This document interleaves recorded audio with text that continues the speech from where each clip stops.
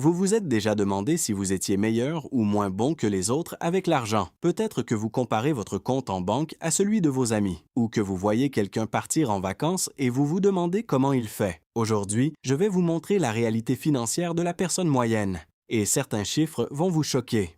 Mon nom est Max, et sur cette chaîne, je parle d'argent sans bullshit. Pas de promesses de richesse rapide, juste des faits. Si vous voulez comprendre où vous en êtes vraiment, restez jusqu'à la fin. Commençons par le salaire. Combien gagne une personne normale en France? Selon l'INSEE, le salaire médian net est d'environ 2 000 € par mois. Médian, ça veut dire que la moitié des gens gagnent plus, l'autre moitié gagne moins. 2 000 € net, ça fait environ 24 000 € par an. Si vous gagnez ça, vous êtes dans la moyenne. Ni riche ni pauvre, juste normal. Mais ce chiffre cache une réalité. Beaucoup de gens gagnent bien moins. Maintenant, parlons de ce que les gens font avec cet argent. Et c'est là que ça devient intéressant. Parce que gagner de l'argent, c'est une chose. Le garder, c'est autre chose. Combien la personne moyenne a-t-elle mis de côté pour la retraite? En France, selon une étude de 2023, la moitié des actifs ont moins de 30 000 € épargnés pour leurs vieux jours. 30 000 € pour toute une retraite. Et attention, ça inclut seulement ceux qui ont effectivement épargné. Environ une personne sur 4 n'a rien du tout. Zéro. Leur plan? Compter uniquement sur la retraite de l'État. Un pari risqué. Si on regarde par âge, c'est encore plus parlant. Les moins de 30 ans ont en moyenne 5 000 € de côté. Les 30 à 40 ans montent à 15 000. Les 50 à 60 ans arrivent à 50 000. Et ceux qui partent à la retraite? Environ 70 000 € médian. 70 000 €. Ça peut sembler correct, mais imaginez, vous vivez encore 25 ans après la retraite. Ça fait moins de 3 000 € par an en plus de votre pension, soit 250 € par mois. Vous pouvez vivre avec ça? Justement, parlons de la pension de retraite. En France, la pension moyenne tourne autour de 1 400 € par mois, brut. Après impôts et cotisations, il reste environ 1 200 €. 1 200 € par mois pour vivre quand vous ne travaillez plus. Pas de quoi faire des folies, surtout si vous avez encore un loyer à payer. C'est pour ça que l'épargne personnelle est cruciale. Mais visiblement, peu de gens s'en rendent compte.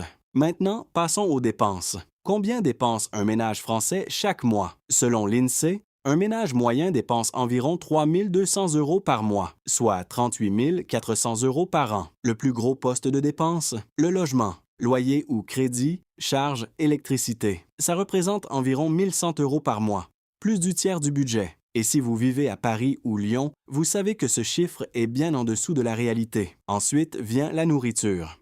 Un ménage dépense en moyenne 400 € par mois en courses et restaurants. Ça peut sembler beaucoup, mais c'est en fait assez raisonnable. Certains dépensent bien plus sans s'en rendre compte. Le transport, c'est environ 350 € par mois. Essence, assurance, crédit auto, transport en commun. Ça grimpe vite.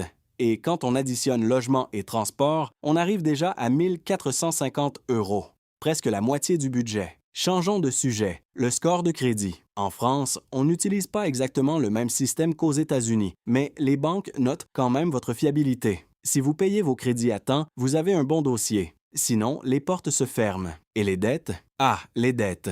Sujet sensible. En moyenne, un ménage français a environ 7 000 € de crédit à la consommation en cours. Carte de crédit renouvelable, prêt perso. 7 000 €, ce n'est pas un crédit immobilier. C'est de l'argent emprunté pour acheter quoi exactement? Des vêtements, des électroniques, des vacances, des choses qui ne valent plus rien aujourd'hui. Le pire, c'est le taux d'intérêt. Sur un crédit renouvelable, ça peut monter à 15, 18, parfois 20 %. Si vous devez 7 000 € à 18 %, vous payez 1 260 € d'intérêt par an, juste pour avoir acheté des trucs dont vous n'aviez pas besoin. Parlons maintenant de patrimoine net.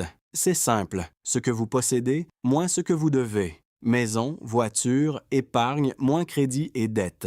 Ce qui reste, c'est votre valeur nette. En France, le patrimoine net médian d'un ménage est d'environ 113 000 €. Mais ce chiffre est trompeur. Il inclut les gens de tous âges et surtout beaucoup de retraités qui ont fini de payer leur maison. Si vous avez moins de 30 ans, le patrimoine médian est proche de zéro, voire négatif si vous avez un crédit étudiant. Entre 30 et 40 ans, ça monte à 40 000 €. Entre 40 et 50, on arrive à 100 000. Et au-delà de 60 ans, ça peut atteindre 200 000 €. Ces chiffres montrent une chose. Le patrimoine se construit lentement. Ça prend des années. Mais ça montre aussi que beaucoup de gens arrivent à 40 ans avec très peu. Et ça, c'est un problème. Combien épargnent les Français? Environ 15% de leurs revenus. C'est mieux que beaucoup de pays. Mais attention, cette épargne inclut tout.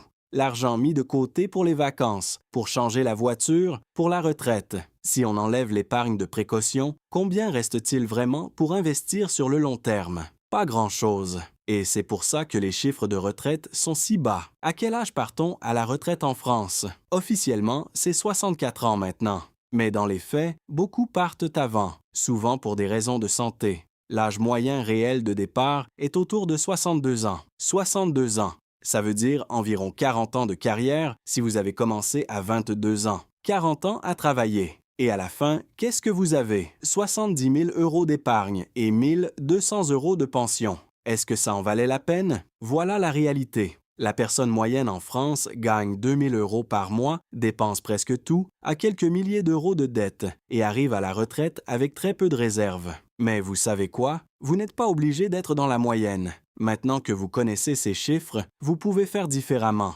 Gagner un peu plus, dépenser un peu moins, épargner un peu plus.